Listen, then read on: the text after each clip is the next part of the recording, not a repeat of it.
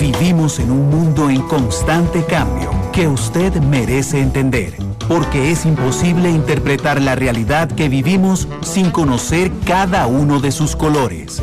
Porque muchos son los tonos de la actualidad. Presentamos Matices. Una producción de Noticias Monumental.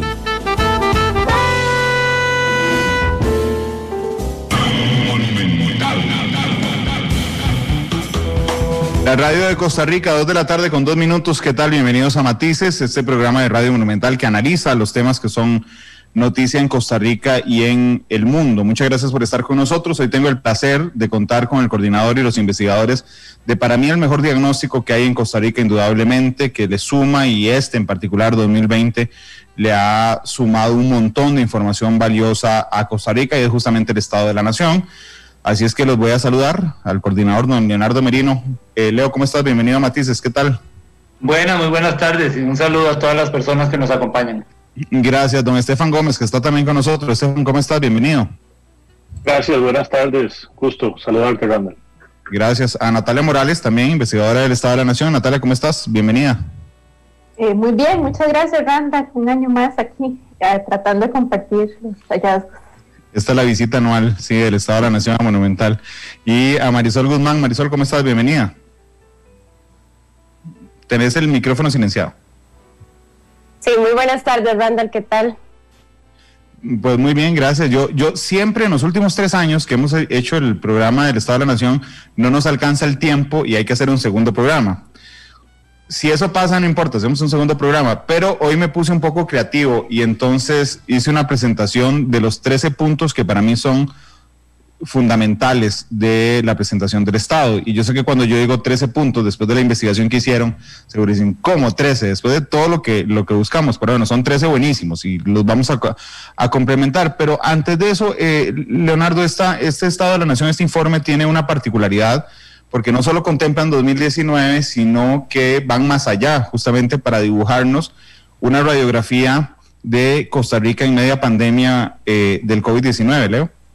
Sí, veníamos tratando, en la medida de lo posible, en un par de años previos, de incorporar el inicio de año como parte del análisis para no desfasarnos tanto en el reporte sobre el desarrollo humano que hacíamos, pero este año nos arrasó con la obligación de no plantear un informe que no revisara no solo cómo llegamos a la pandemia, sino cómo nos está golpeando. Y en eso, pues sí, corrimos la fecha casi, hay datos de octubre que llegaron casi que en imprenta, en bicicleta, en el minuto 90, y ahí está todavía imprimiéndose, valga decir, para tratar de reportar un poco una situación que era ineludible y que había que tomar con un contexto de mediano y largo plazo, pero la inmediatez también. Sí, indudablemente fue una buena decisión, porque hoy estaríamos contando con un informe que hubiera perdido prácticamente toda la actualidad, con una situación que nos varía en todo, en la situación política, ambiental, económica, social de nuestro país. Así es que me parece una buena decisión y lograron llevarlo muy, muy acá. Sí, realmente, bueno, decisión de las circunstancias, pero el esfuerzo es complejo porque la gente pues que nos conoce lo sabe, pero tal vez quien no nos conozca, lo que hacemos es investigación, ¿verdad? No reportar un dato recién salido del horno. Entonces, meterlo en ese horno nuestro es complejo porque lo que hacemos es tratar de darle un valor agregado investigativo que permita entender un poco el dato que estamos hablando. Entonces, hacer eso casi en tiempo real es algo incluso que fue un reto para las compañeras y compañeros que nos acompañan, para todos, pero que permite salir con una pintura que nos ayude a entender un poco y afrontar como la situación en la que estamos. Sí, de hecho es muy, muy interesante. Me permiten empezar a compartir para enseñarles cuáles son los 13 datos que a mí me parecieron absolutamente relevantes o reveladores. Ahí ven mi pantalla. Sí. Ok, yo lo titulé 13 datos fundamentales que revela el Estado de la Nación sobre Costa Rica, y van en orden a como viene en el informe. Así es que ustedes libremente se van repartiendo la palabra porque sé que cada uno tiene su expertise. El 1, a mí me pareció el El 52,5% de los puestos perdidos durante la pandemia son mujeres, es decir, realmente las más afectadas por la pandemia en términos laborales son las mujeres. Pero cuando uno agarra el desempleo y no lo integra, digamos, a toda la población activa, sino que lo separa entre hombres y mujeres, resulta que el desempleo en mujeres, que son menos en la fuerza laboral, aumenta 27%, el de los hombres aumenta 16%. Y este dato que por cierto escogimos aquí en Monumental para titular, porque realmente es devastador, es que la tasa de ocupación femenina se sitúa en 31%. Tenemos un retroceso de 30 años. Simple y llanamente nos devolvimos a 1990. Creo que en ese tema la experta es Natalia, que fue la que activó el micrófono. Natalia, adelante. Sí, correcto. Randall, efectivamente, o sea, ese es un dato muy lamentable y hay que ponerlo en un contexto antes de la pandemia. O sea, esta es una situación histórica donde las mujeres siempre hemos enfrentado más barreras de acceso al empleo remunerado. No es nada nuevo, pero lo que sí sabemos además es que en épocas de crisis, en épocas de desaceleración económica, las mujeres tenemos más afectación y somos las últimas en vernos recuperadas. Pero los datos que nos muestra esta pandemia en los primeros meses son muy lamentables, esas cifras que vos pones, ¿verdad?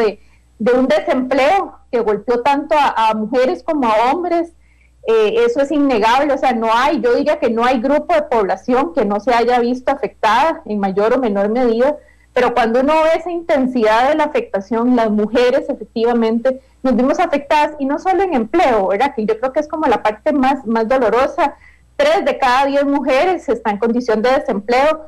Si a eso le agregamos las mujeres que están subempleadas, o sea, que están con jornadas parciales y desearían trabajar tiempo completo, nos da que 1 de cada 2 mujeres tiene afectación, ¿verdad?, desempleada o subempleada.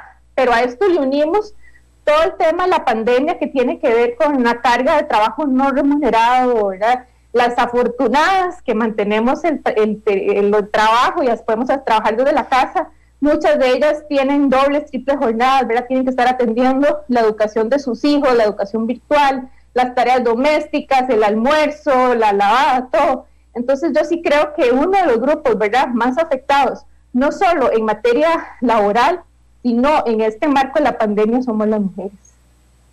Sí, de hecho, Alberto Bremer, y perdón que volviera a ver para otro lado, que no fuera la cámara, pero es que tengo la pantalla del Face aparte, dice que ha cambiado en políticas de empleo en 30 años. Me pregunto, el sistema educativo tampoco ha colaborado. Ciertamente yo entiendo eso, pero realmente habíamos logrado conquistas muy importantes en 30 años. Natalia, a pasitos muy pequeños, digamos que a veces no son tan mediáticos o tan notorios, pero realmente cuando tenemos que devolvernos 30 años en el tiempo, sí, que lamentamos no haber cuidado esos pasos. Exacto, y además el país había logrado un avance importante en la década de los 90 y del 2000 al 2010. Después del 2010 como que empezamos a estancarnos y ya la inserción femenina y la tasa de ocupación como que empezó en una estabilidad. Pero entonces este retroceso, ¿verdad? Y ese dato es alarmante, es el 31% en tasa de ocupación femenina la teníamos a inicios de los 90. No sabemos cuánto va a tomar recuperar esa tasa, pero además el cierre de brechas de género ha sido lento, y en un contexto como este golpe posiblemente hay un retroceso que lograr recuperar ese terreno perdido va a ser complicado. Claro, si lo recuperamos al mismo ritmo, vamos a llegar en 2050 a tener esa recuperación. Es un reto enorme. ¿Alguno de ustedes quiere aportar algo más a este punto en particular? Porque, voy a ir al segundo punto que me llamó mucho la atención, que tiene que ver con los solicitantes del bono proteger. Yo entiendo que el Estado costarricense, igual que todos nosotros, en medio de la carrera de una situación inédita e inesperada, corrió por soluciones, ¿verdad? Y entonces había un momento en la que había que tener claro que la entrega del FCL era una ayuda a los asalariados que se habían quedado sin trabajo o que habían visto reducidos sus ingresos, pero había una buena población víctima de la informalidad enorme que tenemos en el país que no tenía ese recurso, y entonces se generó el bono proteger, y yo creo, por los resultados, a menos de que ustedes me contradigan, que se logró llegar al target al que estaba apuntando, es decir, 61% de solicitantes del bono proteger eran trabajadores informales o independientes, es decir, que no tenían FCL, 23% estaba desempleado completamente, el 10% estaba con salario recortado y el 6% de los solicitantes estaba con contrato suspendido. Eso me permite además, si yo lo sumo, son 61, 71, 23, ahí es el 100%, ahí no están determinando si hay filtraciones, digamos, de personas que no estuvieran en alguna de estas condiciones. Randall, yo también voy a referir, pero yo creo que los compañeros aquí también pueden aportar. No, el 61% de las personas que completaron la solicitud del bono proteger, que fueron alrededor de 1 millón de personas, se les dio la ayuda al 61% de esas, alrededor de 550,000, por ahí anduvo, creo que los datos los hicimos al cierre de agosto, creo que con septiembre y octubre ya la cifra llegó como a 600,000 personas beneficiarias, pero la afectación ha sido en más de 1 millón de personas que lo solicitaron. Los datos de abajo que tenés son las personas que recibieron de ese 61%, cómo se distribuía, y lo que uno veía es que efectivamente había una mayor proporción, casi 2 de cada 3 son personas que estaban en empleos informales. Natalia, discúlpame, y ahora que me corregiste, y te agradezco enormemente, déjame corregirlo también aquí entonces. El 61% de los solicitantes recibieron el bono proteger, ¿es así? Ok, no, está bien, perdón, no lo había visto como vos lo pusiste. Sí, no, está bien, pero hay unas cifras ahí que no te cierran. Sí, es el 100%, correcto. Pero esos son de los que recibieron. Ok, no de los que solicitaron. Correcto, perdón, sí. Ajá, 61% de quienes recibieron el bono proteger eran trabajadores informales. Ok, seguí explicándome. Yo aquí nada más cambio para que esté bien, pero es de los receptores del bono. Correcto. A eso hay que aclarar que del total de solicitudes se otorgaron ayuda alrededor del 60%. Ahora, no a todos los que pidieron se les dio la ayuda, aun cuando cumplían con los requisitos, eso posiblemente por limitaciones de recursos. Pero aquí lo importante, ¿verdad?, del bono proteger, más allá de los problemas que ha tenido, ¿verdad?, en algunas filtraciones y todo, es que yo diría que llegó en un momento oportuno, en un momento cuando estaban los primeros cierres, la gente tenía mucho problema para generar ingresos, ¿verdad? Y fue una estrategia para que la gente se quedara en casa. Es difícil que un programa de esta naturaleza se pueda mantener en el tiempo, ¿verdad? El financiamiento es costoso, más en un contexto de déficit fiscal. Y creo que pues, la ayuda se fue otorgando conforme a las personas que recibían, ¿verdad?, la solicitud y cumplía con los requisitos. No necesariamente es un programa, por ejemplo, de combate a la pobreza, entonces hay personas de todo rango de pobreza, ¿verdad? Pero sí, efectivamente, y si uno toma los datos de las personas que recibieron junto con las personas que completaron, la afectación ha sido muy, muy fuerte en los trabajadores informales y en los trabajadores independientes. No sé si más adelante tenés o algún otro dato sobre el tema del empleo informal, que me parece súper relevante en este contexto, ¿verdad? Y aquí Leo también me puede complementar, pero nosotros hicimos un análisis también del empleo informal, tratando de incorporarle a la definición oficial del INEC otros requisitos adicionales, por ejemplo, el pago del salario mínimo. O sea, no es solo que usted tenga un empleo que le pague un seguro social, que tenga estabilidad laboral, sino que cumpla con ese pago del salario mínimo, con garantías laborales, si sos asalariado, que tengas vacaciones, ¿verdad? Bueno, cuando uno considera esa informalidad un poco más ampliada, el 55% de las personas ocupadas antes de la pandemia estaban en condiciones de informalidad, y era algo que afectaba no solo a trabajadores independientes, sino a asalariados. Alrededor de un 43%, más de 600,000 personas, eran asalariadas con sin garantías laborales, y eso nos salió mucho ahora en el marco de la pandemia, ¿verdad?, con todo lo que vimos de los contagios de las personas que trabajaban en la zona norte, en empacadoras y todo. Entonces, esa mala calidad del empleo nos rebotó mucho en la cara en estos momentos de crisis, ¿verdad? Y eso se venía generando a raíz de la poca generación de empleos formales, entonces la gente pues aceptaba casi que el trabajo que le saliera, ¿verdad? No importa si era temporal, si permanente, y esta informalidad, digamos, de cierta forma es la que nos está generando otros problemas sociales. Sí, yo creo que desde hace mucho tiempo veníamos alertando sobre los altísimos índices de informalidad que hay en el trabajo costarricense. Sin embargo, es hasta este momento en que entendemos todos la gravedad de tener una informalidad tan alta, ¿verdad? Simplemente nos parecía, y yo había escuchado muchos análisis, pero no se referían, digamos, al ser humano, sino respecto al tema económico, es decir, cuánto la informalidad nos afectaba en la recolección de impuestos, por ejemplo, pero no en cómo vivía la mitad de la fuerza laboral costarricense sin seguro, por ejemplo, sin pensión y en condiciones realmente muy complicadas. Yo quería preguntarles algo cualitativo de este tema. Yo puedo apostar que todos conocemos a alguien que recibió el bono proteger y que estaba en la misma condición antes y después de la pandemia, es decir, que efectivamente pueden ser trabajadores informales o independientes, pero uno de los requisitos fundamentales era que se viera afectado por la pandemia, ¿verdad? Y realmente no había tiempo ni oportunidad de poner controles más fuertes respecto a ese tema. Es decir, usted hacía una declaración jurada de que usted era informal, se había afectado y listo, tenía el bono.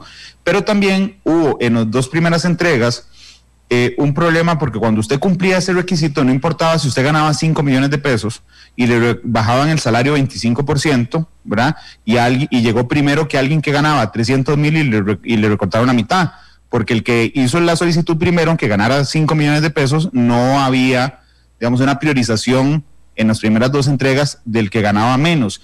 Eso se vio mucho al inicio, fue una queja incluso sostenida. ¿Lograron entrar a eso? Porque entiendo que ustedes trabajan con datos que no necesariamente ustedes levantan, digamos, sino con datos que les brindan las instituciones. ¿A eso lograron entrar, Natalia? No, todavía no hemos hecho un análisis ya más a fondo de el impacto y la efectividad en la forma en que se otorgó el bono y quiénes lo recibieron. Sobre todo ese perfil de beneficiarios no lo sabemos, nos dieron, o sea, tenemos datos muy generales de los beneficiarios, pero ahí vos tenés un punto, y yo creo que cuando uno analiza las cosas en retrospectiva, pues uno dice, sí, hay cosas que se debieron de haber hecho distintos, ¿verdad?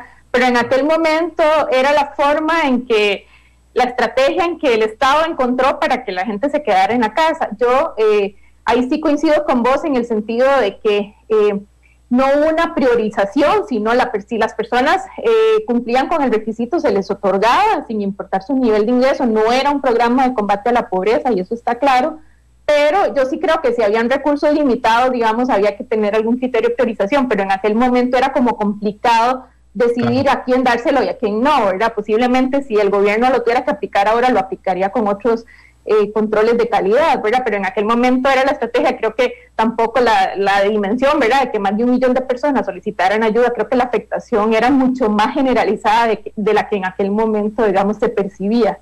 Pero eso es una tarea pendiente. Queremos tener ya una base de datos que logre tener un perfil de quiénes lo recibieron. Yo creo que con eso ya podríamos hacer un análisis mucho más profundo de quiénes lo recibieron, ¿verdad? Y posibles filtraciones, aunque, aclaro, no era un programa para pobres o para los de menores ingresos. Claro. ¿Alguno de ustedes quería hacer algún aporte en esto? Estefan, me parece. Tal vez ahí quería agregar algo con lo que planteas vos, Randall. Eso es una tarea pendiente, pero quisiera agregar algo. Recordar que el proceso de asignación del bono proteger pasó por un proceso de validación también con los datos del registro único de beneficiarios del Estado, que es una base de datos de Cinerube, en donde vos sabías ya de previo cuál es la gente más vulnerable o pobre, o que no siendo pobre estaba muy cerca de caer en la pobreza de acuerdo con sus condiciones. Entonces, a eso no le hemos entrado, pero dentro de la revisión de datos que hicimos sí nos dimos cuenta que la asignación del bono proteger pasó por la validación de los criterios que tiene el Cinerube para esa asignación. ¿Hay filtraciones? Probablemente sí. Habría que ver cuántos eran. Si mi memoria no me falla, eran relativamente pocas dentro de todo lo que se vio al momento del corte que tuvimos nosotros. Claro, pero hay dos conceptos, porque hay filtraciones, efectivamente, es decir, gente que no cumplía los requisitos, y hay otra gente que sí cumplía los requisitos, es decir, no son filtraciones, simplemente que no se priorizó. Te voy a poner un ejemplo. Yo conozco una persona que gana $1.5 million, su salario se le redujo a $1.250.000, ¿ok? A esa persona que llegó en las primeras solicitudes y se le dio la colaboración. A una persona que ganaba 350 y ahora gana 175, esta la dejó afuera. A eso me refiero. Y era legal completamente y legítimo inclusive. Lo que pasa es que era un problema, por la velocidad me parece también, del diseño de la ayuda que estábamos brindando. Entonces, digamos, yo simplemente quería identificar esas dos cosas. Filtraciones, gente sin requisitos que se filtró y se logró identificar. Y otra es, digamos, gente que legalmente lo solicitó, pero que a mi parecer, digamos, no eran prioritarios en ese panorama. Correcto. Lo que no sabemos a ese punto es si ese caso que vos conoces es un 1%, un 5% o un 15%, que es lo que queda por definir, efectivamente. Sí, ojalá lo digo, ustedes hacen un extraordinario trabajo, ojalá lo logremos ver. Vamos al dato 3 que tiene que ver, creo que con Marisol, que el 2020 nos dejará una contracción económica del 5%, ¿verdad? Y entonces, cuando uno habla del 5%, simplemente pareciera un número muy bajo, pero realmente volvemos, creo que a datos de 2017, si no me falla la memoria de lo que dice el informe, y además recuerdo a un montón de candidatos presidenciales proponiendo que Costa Rica creciera, la economía costarricense, a doble dígito económico, y llevábamos años sin hacerlo. Más bien teníamos un crecimiento muy ralentizado de un 2,3%, sumado a una caída del 5%, una contracción del 5%, se vuelve un panorama particularmente complejo. Creo que no me equivoqué, Marisol, ¿verdad? Te toca a vos este tema. Sí, correcto. Sí, de acuerdo.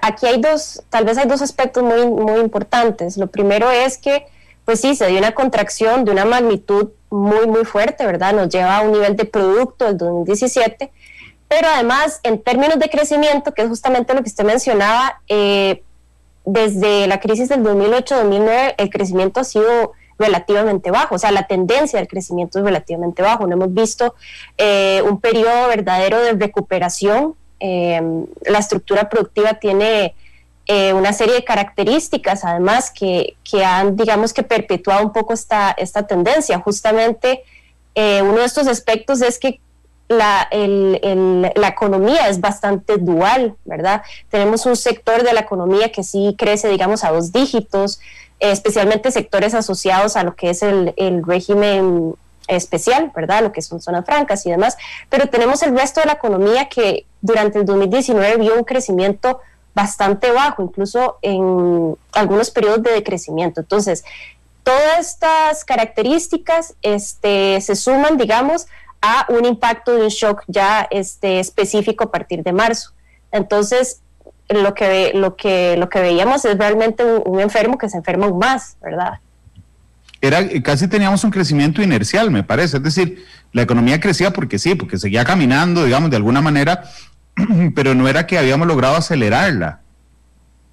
Correcto, incluso realmente lo que vimos en 2019 fueron tasas de crecimiento positivas en algunos sectores, sí, pero en promedio, digamos, más bajas con respecto al año anterior. Entonces, pues eso refleja una serie de aspectos, ¿verdad? Por un lado, hay cierta incertidumbre, tanto de parte de los compradores, también de los empresarios. En general estaba todo el tema del ajuste de las finanzas públicas del país. Entonces, fue un periodo, todo el 2019 fue un periodo como mucho de ajuste, como de un crecimiento muy bajo. Se empezaban a ver algunas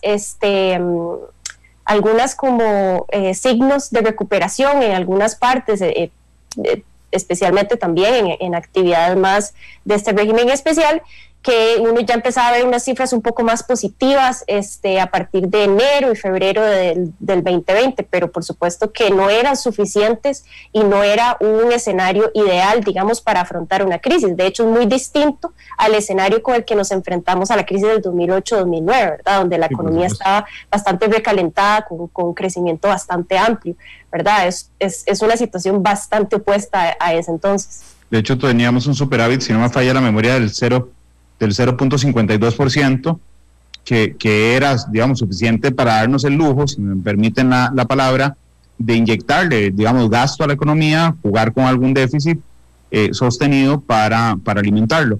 Marisol, ¿ustedes lograron medir cuáles son los sectores más afectados justamente por esa contracción? Porque yo reflejo en la presentación el sector agropecuario, cuyas pérdidas son millonarias, 28.000 millones a junio, nada más, afectadas 266 empresas productoras y 6.685 productores. Realmente me cuesta un poco conceptualizar cuáles son los sectores menos afectados por la contracción, excepto los vendedores de mascarillas, pero el resto no logro imaginarme cuál sector podría haber acelerado o crecido en su economía durante esta pandemia. Bueno, eso es un buen acercamiento. Precisamente lo que uno se pregunta a este punto es cuáles no se vieron tan afectadas.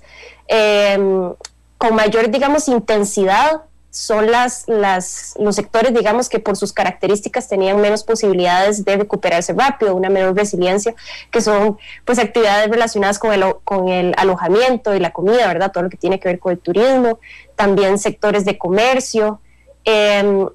Acá también es importante identificar algo. Algunos sectores vieron caídas, por decirlo así, más permanentes o más bien permanentes, ¿verdad? Otros vieron caídas temporales o cierres temporales, mientras que otras, digamos, tuvieron como un bajonazo inicial, pero después regresaron como a sus niveles de actividad económica, digamos, originales. Estas características pues distan mucho entre sectores, incluso entre ya los productos específicos de cada sector. Dentro del sector agrícola, por ejemplo, hay sectores, digamos, de exportación que por la demanda externa se vieron activados más rápido, mientras que, por ejemplo, el sector de flores, de exportación de flores, esos son, digamos, que han tenido menos capacidad o posibilidad de recuperarse rápido.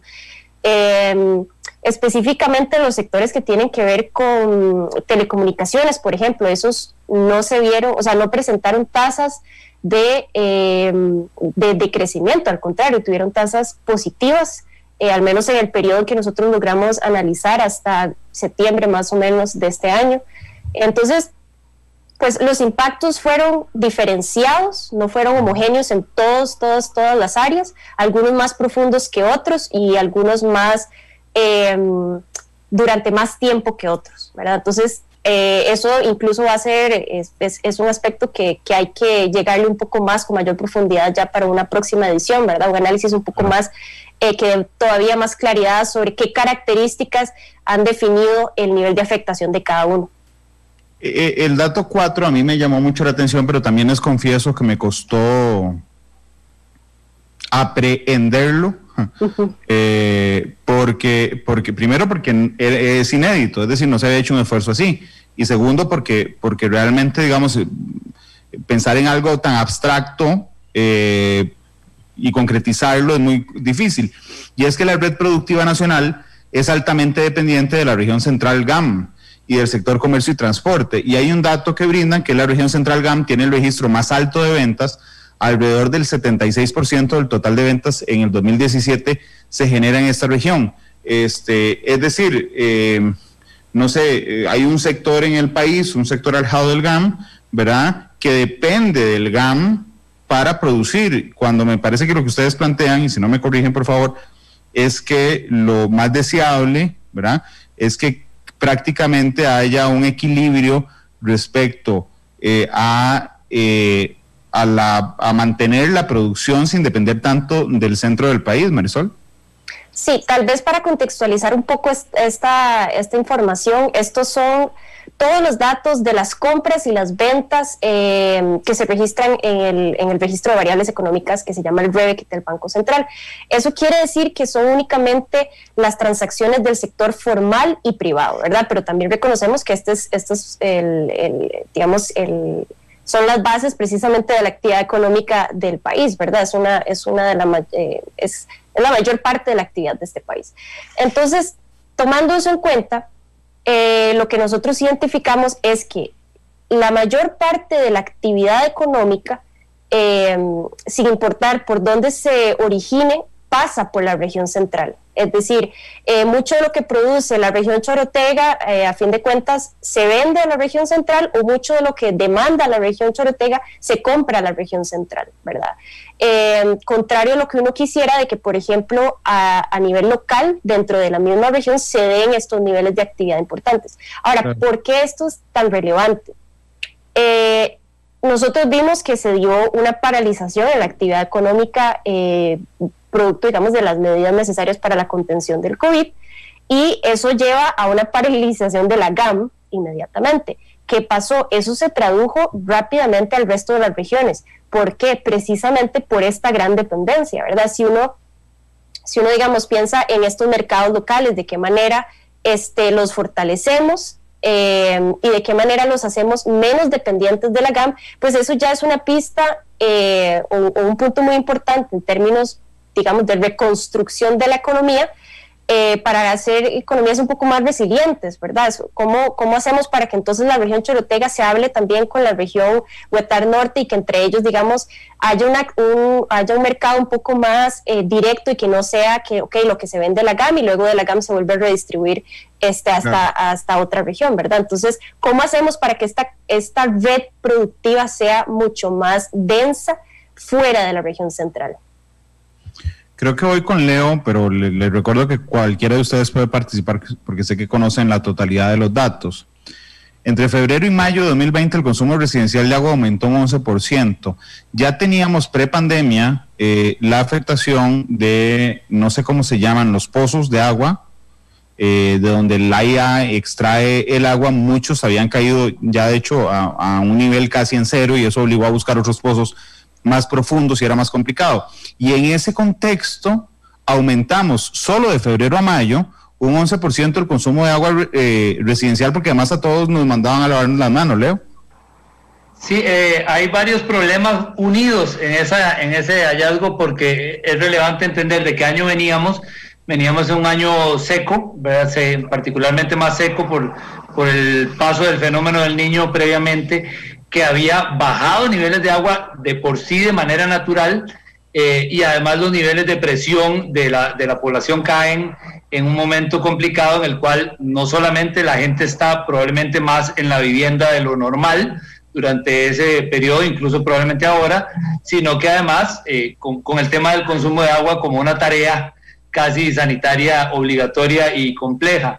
Pero entonces se nos juntaron, digamos, tener menos agua en las fuentes, de haber venido de un año complicado en la disponibilidad, con los problemas de servicio que ya conocemos, que afectaron por ejemplo, el año pasado 500,000 de personas en algún momento tuvieron problemas de agua, sea por de 1 a 12 horas en sus viviendas. Entonces esta combinación, cuando uno le mete la presión de la pandemia, pues obviamente hizo un aumento que ojalá, digamos, el país tenga capacidad de resolver, pero hay que seguir entendiendo que resolverlo no solo depende de la disponibilidad natural del recurso, sino de la capacidad del servicio de manejar el agua que tenemos, ¿verdad? Sea en un año seco o no seco, en este país hay problemas a veces de disponibilidad en comunidades, por ejemplo, bueno, ahora que sucedió a principio de este año, comunidades muy densas en población, donde el riesgo de contagio era grande y la disponibilidad muy importante, como Atillo, por ejemplo. Entonces, sí, ahí hay una combinación de problemas del servicio, problemas del acceso al recurso combinados con la presión que le está metiendo la gente en sus viviendas. Déjame ir a otro dato. Yo tengo relativamente un problema con ustedes, y es que realmente son de los invitados a los que nunca cuestiono, porque digo, entiendo que vienen a exponer, pero en Leo, te confieso, en este dato, yo decía, qué raro, cantones con mayor incidencia de desastres en los últimos 50 años coinciden con alta presencia de contagios. Y yo decía, suave, ¿será que Leo se le ocurrió hacer esto? Porque si hubiera calculado, mira, ¿dónde usa más gente camisas rojas? Entonces hubiera determinado, los cantones con mayor incidencia de camisas rojas son los que tienen alta presencia de contagios. Y te lo digo porque puse a prueba la conclusión, digamos, en el sentido de por qué encuentran una causalidad o cuando menos una coincidencia, digamos, importante y representativa en los cantones con mayor incidencia de desastres y los cantones con más contagios, Leo? Claro, primero, no es una causalidad, se hizo un cruce sencillo de ver si había coincidencias entre el golpe de las diferentes emergencias. Pero si vos ves conceptualmente, Randall, y trato de explicarlo, ¿qué causa que una emergencia golpee a la población? Hay factores estructurales que son absolutamente comunes. Por ejemplo, densidad de la población, hacinamiento, problemas de vivienda, falta de ordenamiento territorial, exclusión social, más informalidad en el trabajo. Es toda la gente que está expuesta, tanto a los contagios como a los desastres. Si vos te das cuenta por qué Desamparados es un cantón con tantos desastres, porque hay una cantidad importante de población expuesta a que los eventos de la naturaleza, que son la emergencia, le golpee en viviendas malas, que están en zonas de ladera, que causa deslizamientos o que los ríos se le desborden. Entonces, sí, efectivamente no estamos diciendo que la causa de los contagios sea que hay eventos de desastre, sino que quisimos analizar, y creo que se encuentra una coincidencia importante, si hay factores estructurales que en el mundo de los que analizan ese tema hoy entienden como el riesgo sistémico también. Hay un conjunto de emergencias que no son solo las generadas por eventos naturales, sino, por ejemplo, sanitarias, que encuentran condiciones estructurales. Y si te das cuenta, si uno trata de entender un poquito qué causa mayor exposición a los contagios, coinciden en gran medida con estos factores que te acabo de mencionar. Es una cosa muy exploratoria, digamos, no es un dato para encontrar una cosa causal, pero sí es un dato que tiene que ver con que las condiciones estructurales, que no son fáciles de resolver solo con medidas de atención de la emergencia, que es lo que hacemos también en los desastres, pero una cosa es tratar ahora de atender la emergencia, pero por ejemplo vos no puedes atender la emergencia de los contagios pidiéndole a la gente que no trabaje y se quede en su casa si tu trabajo es informal, si tenés que moverte, si tenés una situación de exclusión social. De hecho, lo que decís es muy chiva, porque está bien que no encontres una relación de causalidad, pero realmente lográs derribar una percepción. Hay una frase que a mí no me gusta durante la pandemia, y es que siempre me dicen, el COVID no discrimina, y eso no es cierto. Claro que discrimina, porque si vos tenés una casa en la playa, ¿verdad?, y apenas empezó la pandemia, puedes paralizar tus inversiones y te vas para la casa en la playa, y entonces tenés full internet, y tus hijos están en clases ahí en la playa, y manejas tus inversiones desde la compu. Es diferente a tener que ir a cortar el zacate al barrio, porque no puedes dejar de hacerlo. Es decir, realmente la pandemia sí discrimina, y discrimina justamente por estos factores, Leo. Sí, hay una autodiscriminación, digamos, si vos tenés buenas condiciones sociales y podés parar tu actividad económica, pero haces una fiesta de 50 personas y te contagias, ahí es donde el COVID quizá no va a fijarse en que no tenías, pero te descuidaste.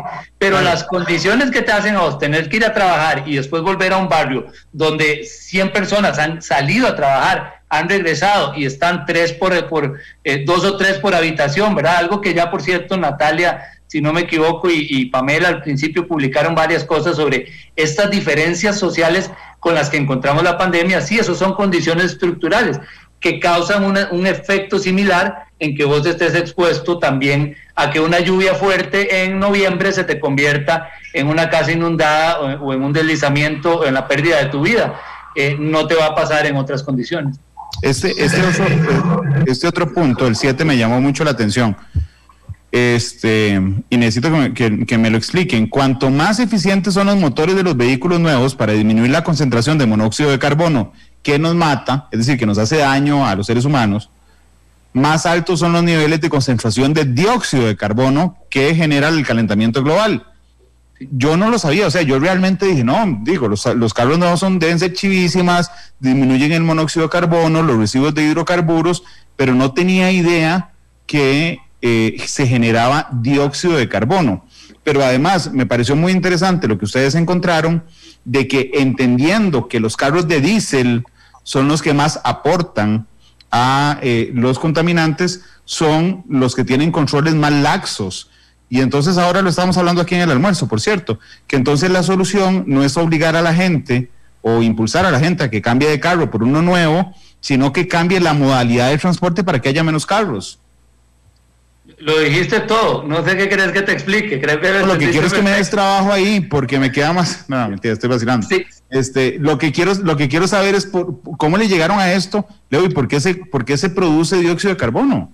Sí, ok, tuvimos varias fuentes para analizar este tema, pero la principal es que el RITEVE nos facilitara información sobre la revisión técnica vehicular y los resultados de la revisión técnica vehicular para 5 años. Eso es una cosa que no habíamos trabajado nunca y que nos permitió observar particularidades de cómo la flota vehicular específicamente aporta en materia de emisiones. Entonces, uno de los hallazgos, el primero que planteaste, es que entre los gases que revisa RITEVE, que no son todos, y eso es importante aclararlo, porque los técnicos que saben de esto saben que hay otros contaminantes, pero entre los gases que revisa RITEVE, la comparación de estos dos te muestra resultados disparejos en dos problemas que tenés que resolver simultáneamente: el impacto de la contaminación en la salud y la generación de efecto invernadero que te causa el cambio climático.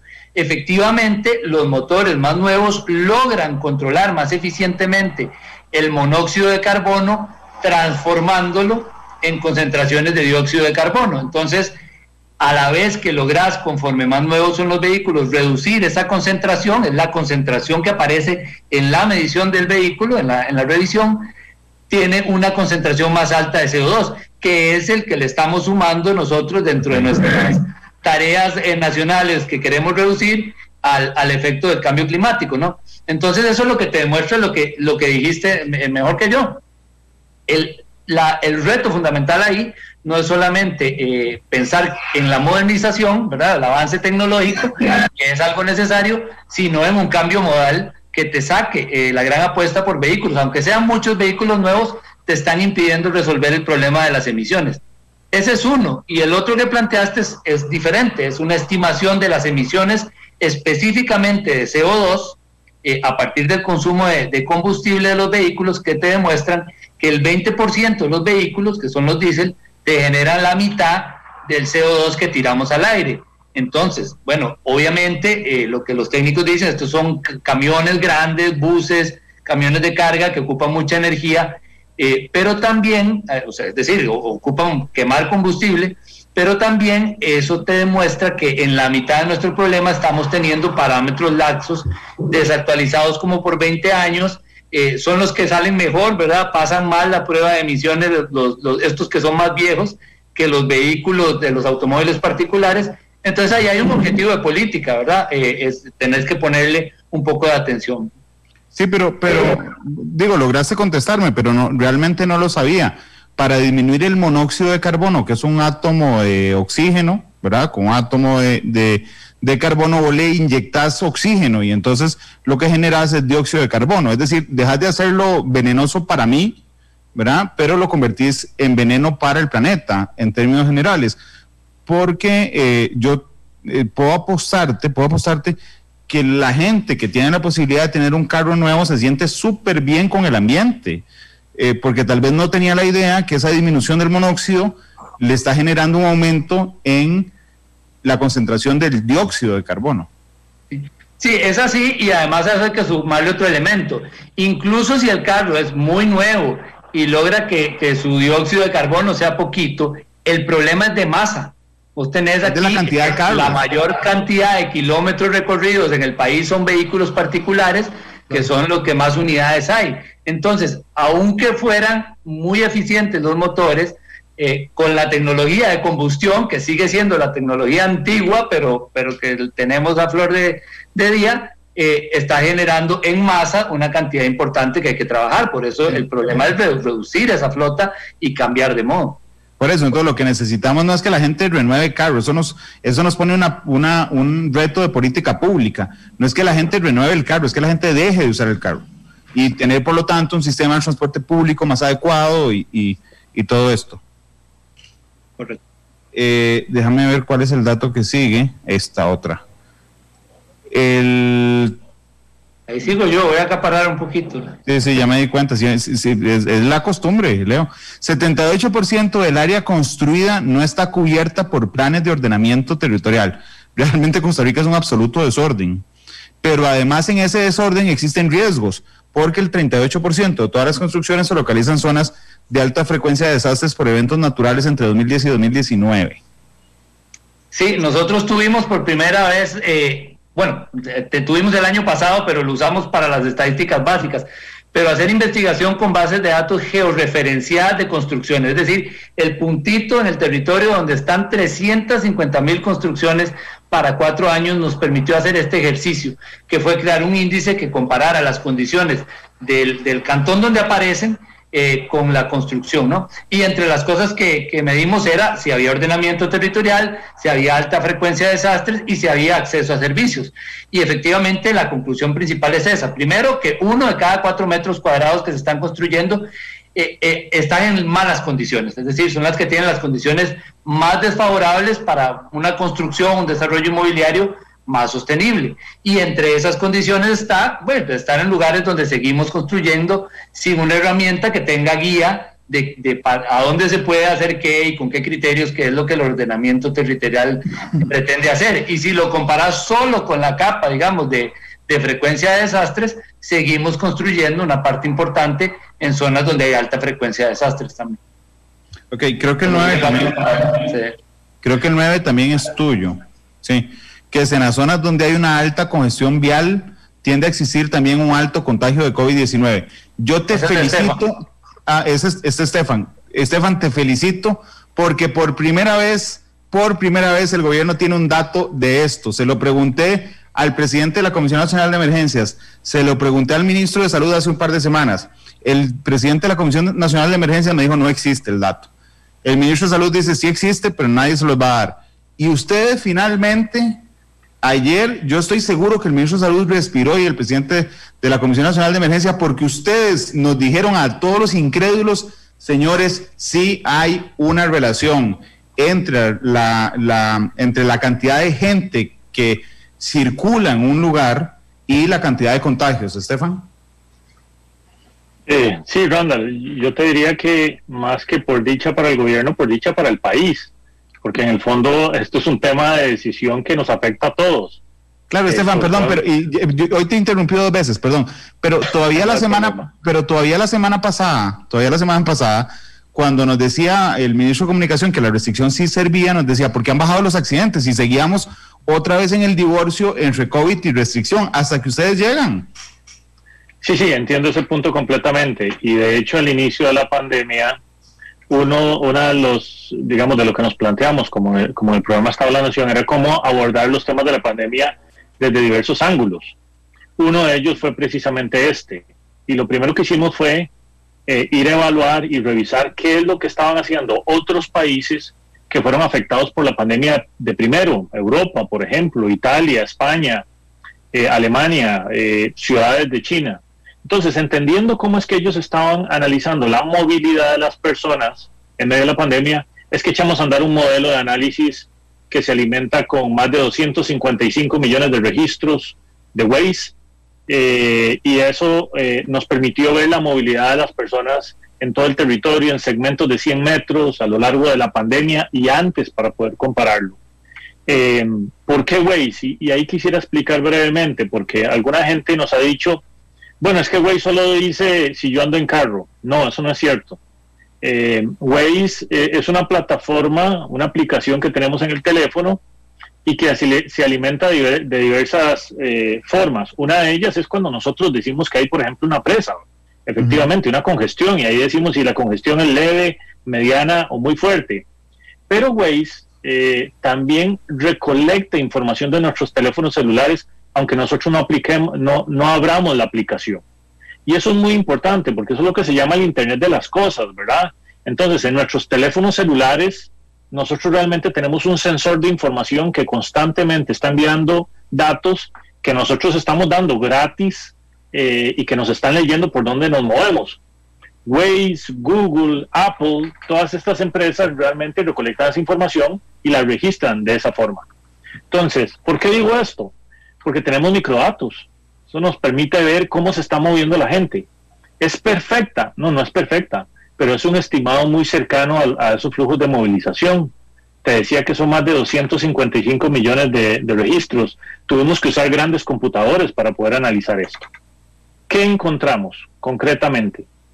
Encontramos 3 cosas, Randall. La primera es que las medidas de restricción sanitaria Y eso incluye restricción vehicular, teletrabajo, cierres de zonas públicas como los parques, las playas, cierres intermitentes de comercios y también la autocontención de las personas. Todo eso generó una reducción significativa del flujo de la gente en el territorio. ¿Fue eso constante? No, no lo fue. Fue muy fuerte al inicio, en la Semana Santa, después se liberó y volvimos a tener mayor actividad. Después vino el cerco epidemiológico a mediados de julio y ahí otra vez tuvimos contención muy fuerte. Y después de agosto hemos tenido un proceso de apertura relativa bastante amplia, que además coincide con el pico más importante de contagios. Entonces, pudimos medir que hubo una reducción significativa de los flujos. Segundo, podemos medir que esa reducción también cambió los patrones territoriales. Básicamente, la gente dejó de movilizarse grandes distancias. Y desde ese punto de vista, eso es bueno para un virus, para contener un virus, quiero decir, sobre todo cuando la agente de contagio somos las personas. Y lo tercero es cómo todo esto tiene una relación con los contagios.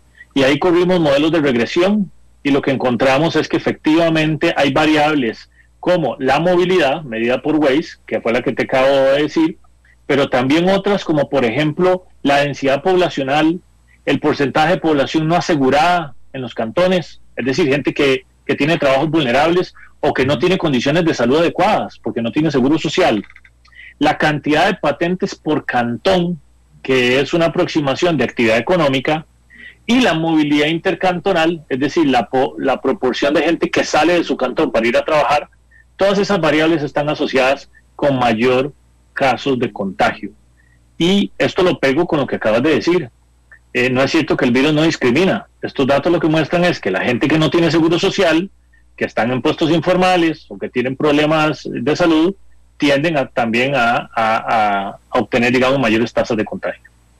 Sí, yo intenté imaginarme, porque creo que el dato que puse abajo, entiendo que es el promedio del cantón de San José, que la circulación del cantón bajó 66% de marzo a agosto. Si vos tenés a 10 personas, de pie en la esquina del San Juan de Dios, ¿verdad? Y viene Thanos y se lleva 7, vos quedás con 3. Es decir, y realmente eso cuando te lo imaginas, te abre más espacio para 3 personas en lugar de 10. Pero además 3 personas menos en el bus, en el taxi, en el carro, ¿verdad? 3 personas que se desplazaron realmente y menos probabilidad de que una de ellas esté contagiada también. Digo, hay más probabilidad de que una de 10 esté contagiada a una de 3 y todo eso permite, digamos, dibujar un panorama más concreto. Insisto que hoy debe ser el héroe nacional de el Ministerio de Salud, Estefan, pero me parece que ya viéndolo, digamos, desde el punto de vista de ustedes, uno puede imaginárselo mucho más fácil. Sí, y yo agregaría un elemento más, Randall. Esto coincide plenamente con los estudios que se están haciendo en otros países, ¿verdad? Uh-huh. Que es básicamente tratar de entender cómo funcionamos en medio de la pandemia. Ok, déjame ir al dato 10, que tiene que ver con la Asamblea Legislativa.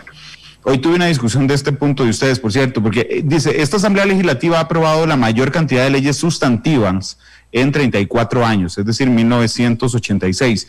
Disminuyó el tiempo de aprobación de legislación y mejoró la mayoría de indicadores. Y alguien me dijo, simplemente es porque son más rápidos. Yo dije, no, suave, porque es que si son más rápidos tiene que ver con el tiempo, pero cuando son sustantivas tiene que ver también con gestión. Así es que, por favor, ¿qué es sustantivo? Antes de que me conté los datos, Estefan. Sí, cuando analizamos la legislación sustantiva en el informe, básicamente distinguimos, digamos, en la jerga parlamentaria se dividen en 2 grandes grupos las leyes. La legislación que afecta o tiene que tiene afectación directa con derechos de la población o competencias del Estado. Eso es una. Y en la jerga legislativa le decimos al resto, o se le dice al resto, legislación chayote, ¿verdad? Que ni engorda, ni adelgaza, ni hace malo, ¿verdad? Y ahí... Ni sabe nada. Sí, ni sabe nada, aunque es legislación importante, ¿verdad? Pero, por ejemplo, es legislación como que la asamblea dona un terreno a la municipalidad no sé qué, o tal edificio es, no sé, declarado patrimonio, que son cosas importantes pero que no son de afectación directa al desarrollo humano de todo el país concretamente.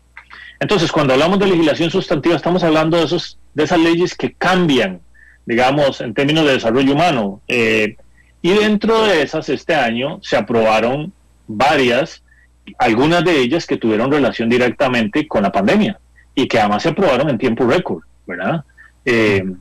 Habíamos dicho hace unos años que la legislación promedio podría durar 2 años y medio en ser aprobada, o sea, 2 años y medio de discusión. Y si era legislación sustantiva, se puede llevar hasta 5 años. Bueno, hoy estamos hablando de que esa legislación en medio de la pandemia se aprobó mucho más rápido. Hay que reconocer que el Congreso, digamos, impulsó esa agenda prioritaria, y eso es muy bueno desde el punto de vista de la lectura del sistema político, que en un momento de crisis se alineó para resolver un tema que nos afectaba a todos. Claro, a mí esto no lo tocaron en el informe, pero fue una reflexión que yo hice respecto a esto, que tiene que ver con el diálogo, justamente. Yo realmente, así como lo bien que nos parece como país, que el Poder Legislativo haya asumido el impulso de la agenda prioritaria en temas de pandemia, yo no entiendo por qué hoy está absolutamente fuera del foco de las decisiones del país cuando se van a tomar ahí. Pero bueno, ese es un tema para otro café largo en matices. Pero las razones de eso me pareció muy interesante. Hubo un debilitamiento de los actores con capacidad de veto.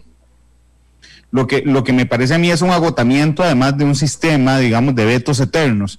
Estuvo un partido no tradicional en el gobierno, ¿verdad? Lo que nos habla de un cambio, y existe la amenaza de una crisis estructural, miedo o solidaridad, depende cómo lo vean. Pero realmente me llama la atención cómo logran, partiendo de una hipótesis, llegar a esos 3 elementos tan concretos, Estefan. Sí, Randall, eso tiene que ver básicamente con, déjame usar una metáfora medio futbolera. Adelante. Ay, no, de ayer no.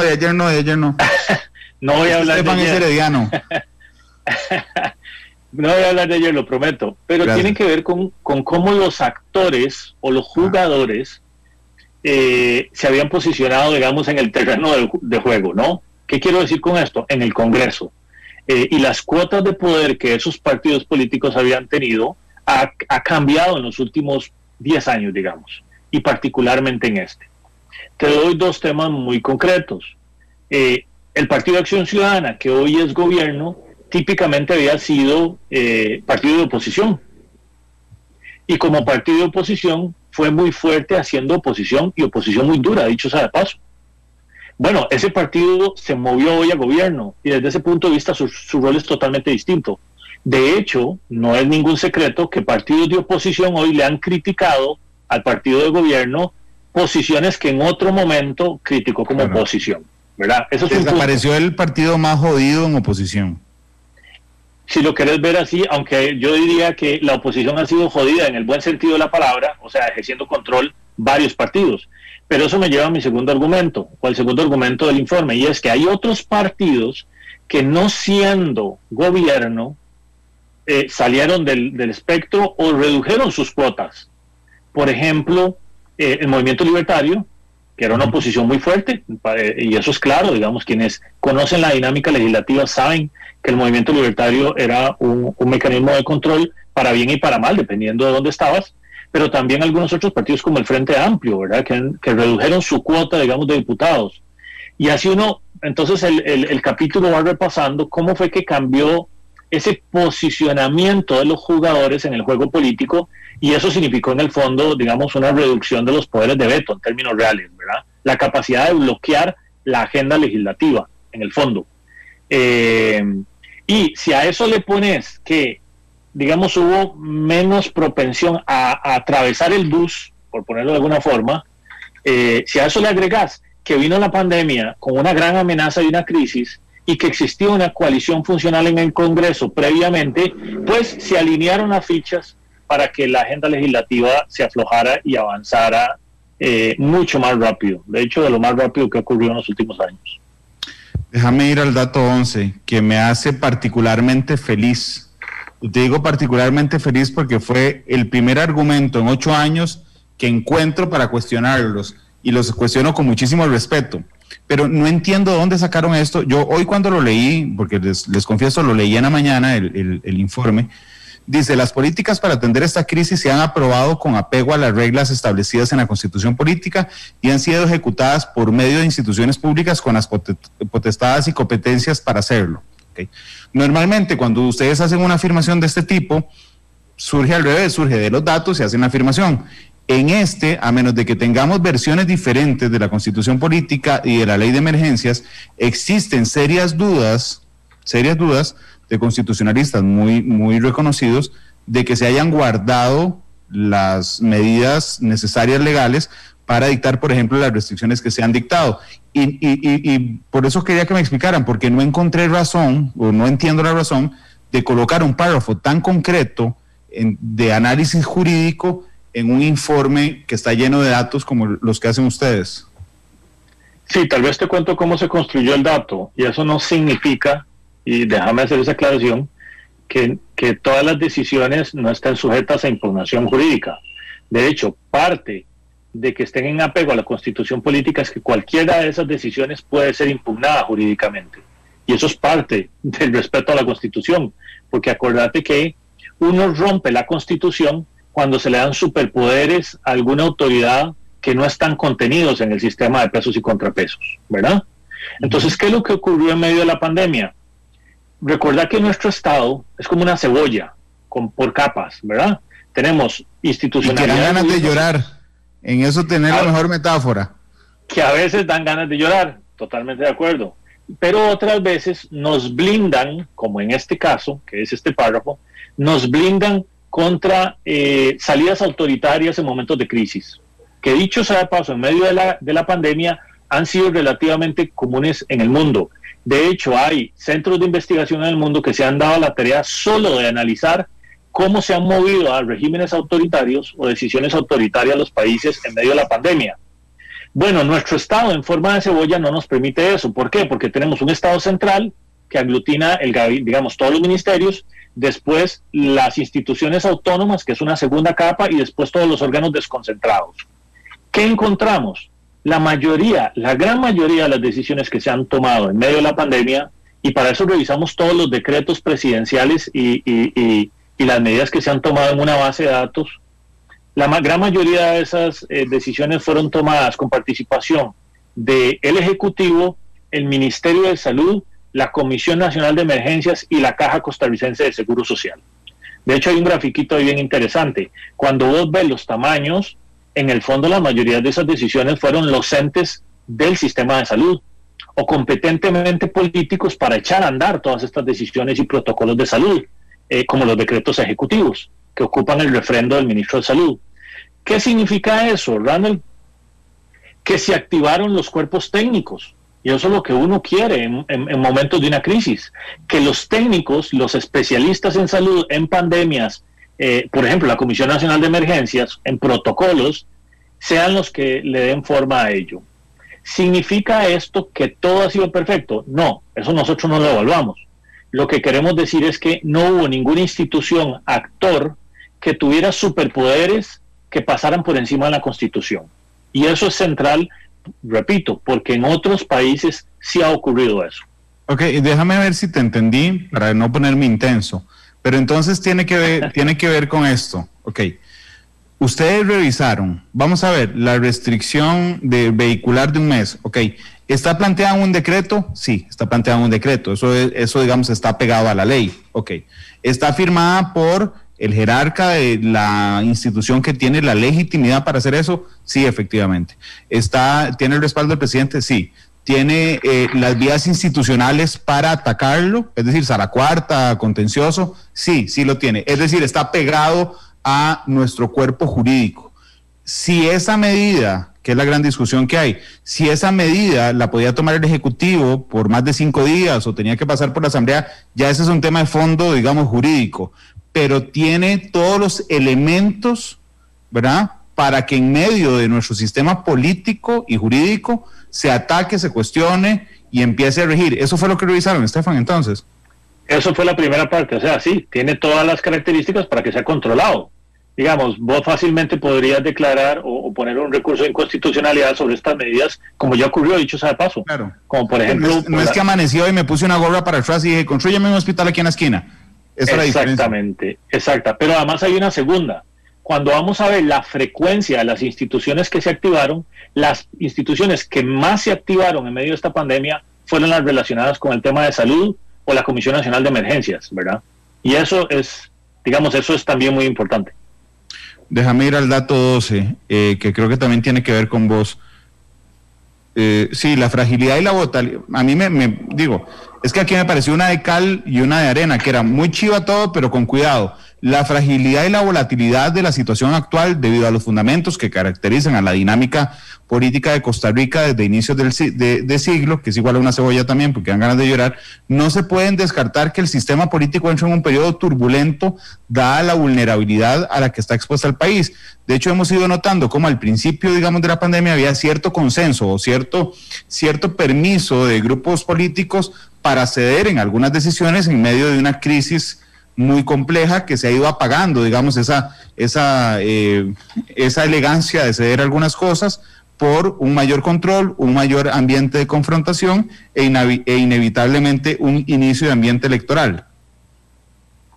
Sí, ese dato, digamos, que así como está ahí puesto, digamos que le falta como la carnita alrededor, déjame ponérsela, tiene que ver con una cuestión bien interesante que analizamos este año, que es cómo se vio afectado el sistema político en medio de la pandemia.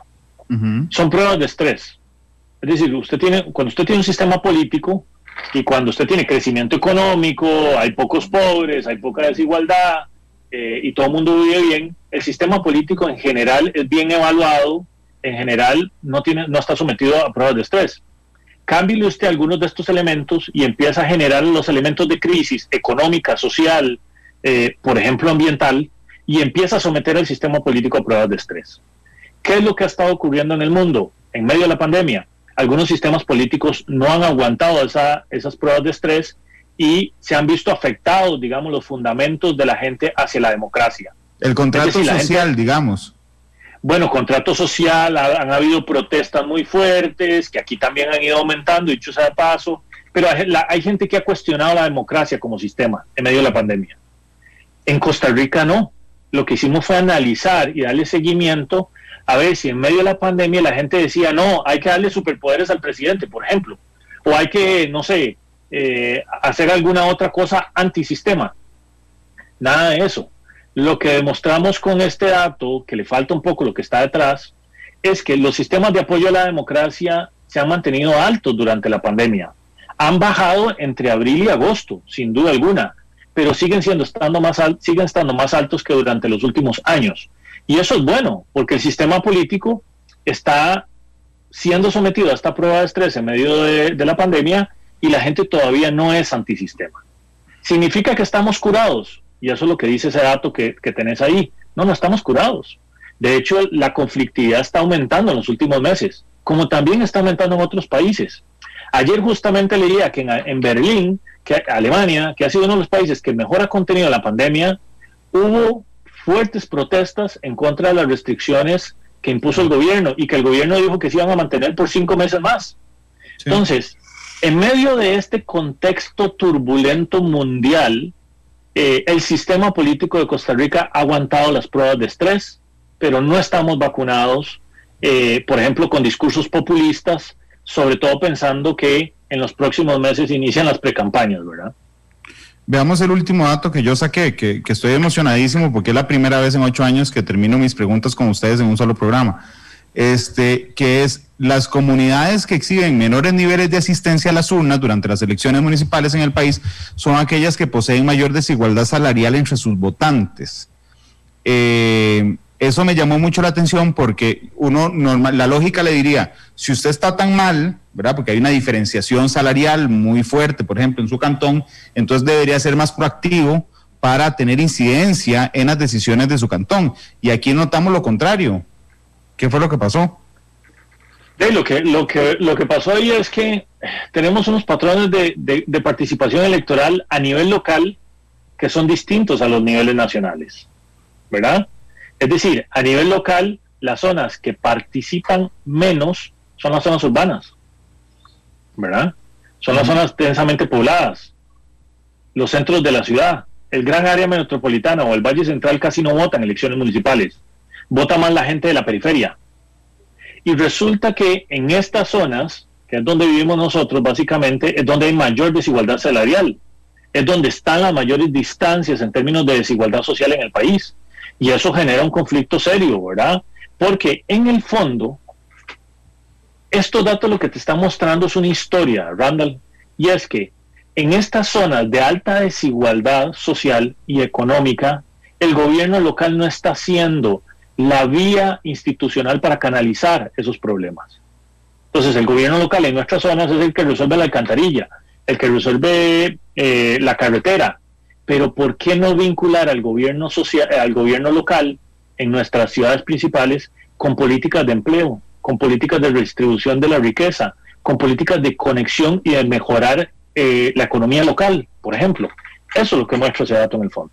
Claro, que por eso es que te decía que la lógica me desafía en esto, porque uno pensaría, bueno, si usted está mal, intente tener incidencia para tomar decisiones, para que esté mejor, pero es que realmente lograr acceder a autoridades locales tampoco le da incidencia para estar mejor, porque no se encargan de eso. Y todavía peor, y perdón que use una frase tan popular, cuando usted está mal, porque se notan esas desigualdades salariales entre sus votantes, pasan dos cosas. Los que tienen mayor salario quieren mantener el statu quo, y los que tienen menos están tan ahuevados que ni siquiera quieren ir a votar porque no va a resolverles el problema. Y cuando lo sumas a los dos datos que están abajo, que es la reproducción sistémica de nuestras autoridades locales, es decir, de alcaldes que se reeligen, menos ganas se dan de ir a votar, porque se reproducen los mismos problemas. Y además, curiosamente, terminamos con un dato en mujeres como empezamos con un dato en mujeres, que tiene que ver además de que disminuye la representación femenina en las alcaldías, pero es que cómo no va a disminuir si cada vez hay más hombres alcaldes reelectos y menos gente va a votar, Estefan. El otro día leía un artículo, Randall, que de los países que mejores han manejado la pandemia en el mundo son liderados por mujeres. Sí. Dentro de eso Nueva Zelanda y Alemania. Te digo esto porque creo que eso es muy significativo de lo que nosotros ocupamos hacer. Ocupamos meter muchas más mujeres en el plano político y ni qué decir en el mercado laboral, que era lo que decía Natalia. ¿Por qué? Porque hay visiones distintas de lo que es el desarrollo, ¿verdad? Y esos datos lo que nos muestran es que lejos de nosotros acercarnos a esa paridad, que no debe verse como un solo porcentaje, sino como un tema de construcción conjunta de lo que es la sociedad, con visiones conjuntas, ¿verdad? Con lecturas diferentes, pero con construcción conjunta, lejos de acercarnos a eso nos estamos alejando. Y ese sí es un problema sistémico, digamos, del sistema político, en términos de lo que es la desigualdad, en este caso de acceso a cuotas de participación en puestos de elección popular. Sandra, yo quería ahí nada más agregar en el tema de desigualdades salariales a nivel cantonal y distrital, lo que uno ve es que muchas de las zonas que son más desiguales son la región central, digamos, la GAM, y son cantones de mayor desarrollo. Entonces, posiblemente ya si uno lo vincula con las elecciones municipales, por eso es que tal vez no hay tanta interés, digamos, en quién está en general en la municipalidad, porque no lo sienten cerca, ¿verdad? Y eso más allá, digamos, y coincido con vos en el tema, digamos, de pues si uno ve que hay grandes brechas, ¿verdad? Pero muchos de los que ahí viven, pues no las ven, ¿verdad? Y por eso posiblemente no al final no participen algunos estratos en particular. Pero sí hay una relación muy importante, y esto la desigualdad salarial se calculó con los datos de la caja. Entonces ahí estamos considerando casi que la desigualdad salarial del sector formal, pero entonces cuando ya usted considera que hay mucho sector informal fuera del Valle Central, es donde puede haber, digamos, una lógica de por qué da esa relación con respecto a la participación electoral. Claro, yo cuando vi este dato me imaginé como si usted está encerrado en en un lugar sin salida con un botón rojo y que usted le digan, bueno, voy a ir a tocar ese botón y si lo toco puedo salir. No, pero anda a tocarlo. Bueno, eso es lo que eso es lo que los votantes a veces piensan, o los electores a veces piensan, cuando están en una mala situación, encerrados en ese cuarto, ¿y para qué van a salir a votar si realmente no es la solución a los problemas? Porque no le damos a los gobiernos locales, como decía Estefan, las potestades y las responsabilidades de resolver más allá que la alcantarilla que se inundó en el barrio. Pero permítanme ir a la pausa, se me fue rapidísimo hoy también, pero permítanme ir a la pausa y regresamos con más de matices.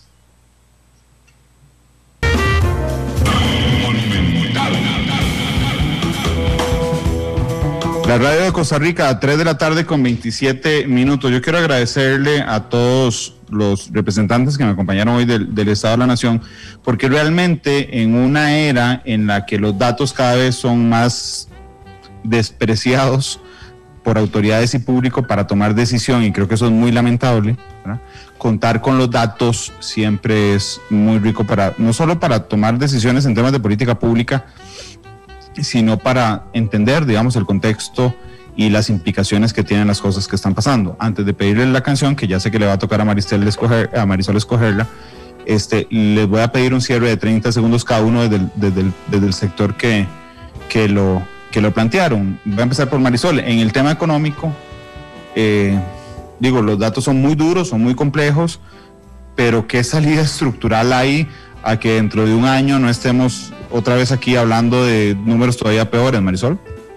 Bueno, tal vez lo primero es dejar de posponer decisiones importantes con respecto, por ejemplo, a temas de finanzas públicas. También atacar lo más pronto posible los problemas que ya están identificados con respecto a la desconexión estructural, ¿verdad? Que nos bloquea un poco las capacidades de crecimiento y de recuperación. Y bueno, no sé si le doy de una vez la canción. No, porque matar la sorpresa. Okay. Ya casi. Natalia, desde lo social también, yo no logro entender ni siquiera desde una esperanza personal cómo vamos a lograr recuperar lo atrás que nos hemos ido en términos generales, no solo en temas de género, pero no sé, ¿cuál te parece por lo menos que puede ser el camino para arrancar, Natalia? Yo diría que para mí hay algo clave, y es contener el financiamiento de los programas sociales. O sea, en este contexto de crisis se están desfinanciando, hay una caída en la recaudación tributaria y las fuentes que financian esos programas, y ya eso nos estaba sosteniendo desde antes de la crisis. Entonces, en este aumento de la vulnerabilidad, si además aplicamos recortes sin ningún sentido a los programas sociales, algunas de las transferencias que ya estaban ayudando, podríamos tener una catástrofe mucho más grande. Y junto con el tema de educación, que yo creo que es clave, tratar de evitar, ya posiblemente vamos a tener afectación, pero tratar de evitar otras generaciones perdidas de aquí a 20 años. Ojalá, y creo que también pasa mucho por las decisiones que tome a partir de este instante el Ministerio de Educación. Estefan, desde lo político, vamos a ver, la pandemia nos trajo cosas y acuerdos que pensamos que era imposible de lograr. Es decir, hay cosas que logramos hacer muy rápido, pero pareciera que, y yo estoy muy preocupado por eso, que el ambiente electoral empieza a trastocar, digamos, esa solidaridad política que existió al arranque de la pandemia. Digo, ¿cómo posponerlo un poco? ¿Cómo poner el país de primero un momento y conseguir acuerdos que tanto nos cuesta lograr en medio de diálogos por todo lado? No lo sé. Creo que eso es difícil de posponerlo, pero lo que yo poner de candidato. ¿A quién? Es que si me respondías te iba a poner de candidato, pero bueno, no importa. Pues mejor, aún no lo sé entonces. Pero lo que sí sé, Randall, es que frente a estos escenarios, las sociedades se tienen que apoyar en el conocimiento acumulado, en sus fortalezas. Hay centros de investigación en este país, el Estado de la Nación es uno de ellos, pero no el único, en donde se pueden encontrar herramientas de cómo decidir mejor en medio de la pandemia. Y yo lo que diría es que esto es una responsabilidad ciudadana más que política en el fondo, ¿verdad? Porque la decisión que vayamos a tomar en las siguientes elecciones es ciudadana, no es política en el fondo, y va a estar mediada probablemente por lo que ocurra en esta pandemia. El informe lo que muestra hoy es que hay buenas herramientas en este país para tomar buenas decisiones. Lo que hay que hacer es seguir midiéndolas y usarlas políticamente. De hecho, estos informes que existen en general de la Contraloría General de la República, de la Defensoría de los Habitantes, del Estado de la Nación, yo siempre, y se los hago con mucho respeto, pero siempre les pregunto, bueno, ¿y para qué? O sea, ¿quién los consulta? ¿Quién los lee? ¿Quién toma esos datos y genera políticas públicas con base en eso? Ustedes tienen una enorme realmente respaldo ciudadano y legitimidad, Leo. Digo, ¿cómo lograr incidencia? No de ustedes, porque sé que ustedes no son egoístas en eso, sino de los datos que generan con el fin de tener incidencia real en la política pública.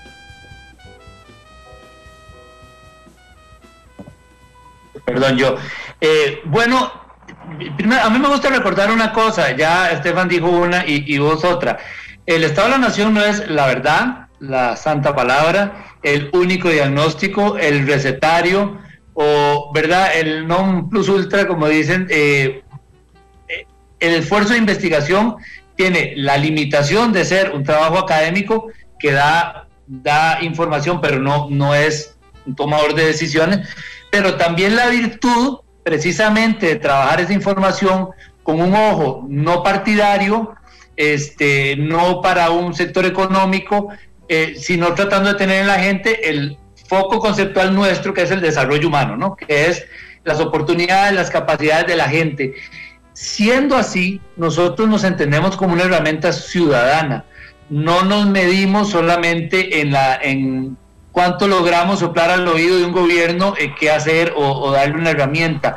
Porque si la herramienta ciudadana está en la gente, y la gente exige, la gente, los votantes son quienes te exigen cuentas y piden cosas y piden políticas, los gremios, las organizaciones, las cámaras, los sindicatos, con esa información, entonces la obligación de tomar la información como un criterio para la toma de decisiones, que como vos dijiste no necesariamente nos ha acompañado en la historia nacional reciente, ahí te pones la obligación del soberano que te puso y no de un centro de investigación que te diga qué hacer. Entonces nosotros tenemos, diría yo, por 26 años tal vez acumulados, una voz interesante en el sentido de que te escuchen lo que vos digas, pero eso no te garantiza que los gobernantes o que las autoridades o que los actores políticos y sociales que tienen una responsabilidad, que no son solo las autoridades, la asuman con información. Eso es lo que te garantiza, es que exista la información. El siguiente paso se lo tiene que pedir la ciudadanía al otro lado, ¿verdad? A quienes ha elegido o a donde participa y a donde exige. Eso no sé si es un gran enredo de respuesta, pero es un poquito pensar que el insumo puede estar ahí, pero para que toda la ciudadanía, las organizaciones y los tomadores de decisión lo tomen en cuenta o no, esa decisión no corresponde a nosotros y hacemos lo que podemos para que se conozca, pero es lo que podemos. Ahora le tocará a la ciudadanía pedirle al lado oscuro de la fuerza que actúe. Doña Marisol, ¿usted sería tan amable de contarme cuál canción va a escoger para irnos? Se llama Samba, de Vicente García. Marvin, que está en cabina, Samba, de Vicente García. ¿Por qué esa canción, Marisol? Porque es como muy alegre, para contrarrestar un poco la tensión de esto. Bueno, está bien. Esa es una respuesta muy concreta. Gracias, Marisol. Gracias, Natalia. Gracias, Leo. Gracias, Estefan. Espero verlos antes de un año. Son las 3:35. Vicente García, despide matices. Hasta luego y feliz tarde.